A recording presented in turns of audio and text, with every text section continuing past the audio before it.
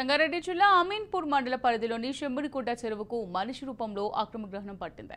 రక్షించాల్సిన అధికారుల లంచాలకు మరిగి భక్షిస్తుండటంతో చెరువు ఎఫ్టీఎల్ కనుమరుగయ్యే ప్రమాదం ఏర్పడింది.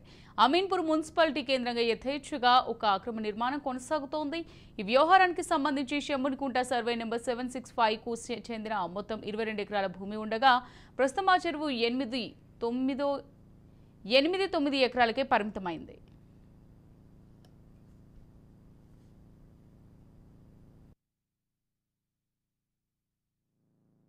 కూడా మార్కెట్ స్టార్ట్ అయ్యి దాదాపు 30 సంవత్సరాలుగా ఈ యొక్క మార్కెట్ నడుస్తూ ఉంది. ఇక్కడ వేలాది మంది ప్రజలు జీవనోపాధికి కూరగాయలు అమ్ముకుంటూ జీవనం సాగించడంతో పాటు ఈ స్థానిక ప్రజలందరూ కూడా ఫ్రెష్ కూరగాయలు అక్కడ లభ్యమవడం, పెద్ద ఎత్తున 30 సంవత్సరాల సమయం విజయవంతంగా ఆ యొక్క మార్కెట్ను ప్రభుత్వమని చెప్పేసి ఆ రోజు గ్రామ పెద్దలందరూ గమనించి మరి ఆ రోజు 30 సంవత్సరాల కింద ఈ యొక్క మార్కెట్ స్టార్ట్ చేయడం జరిగింది.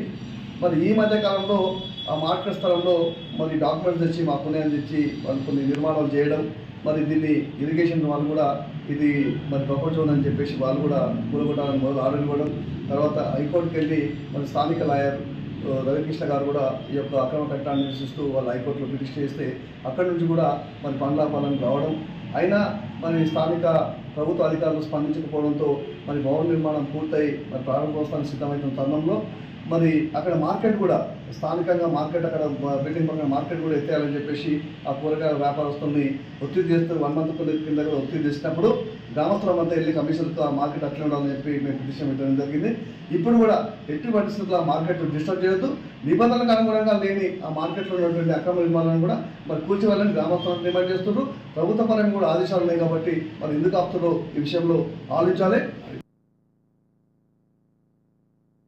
రీసెంట్గా ఒక 1 వీక్ క్రితము కాలప్ప అనే వ్యక్తి ఒక అక్రమ నిర్మాణాన్ని 600 గజాల్లో చేపట్టడం జరిగింది. అది నా దృష్టికి వచ్చింది.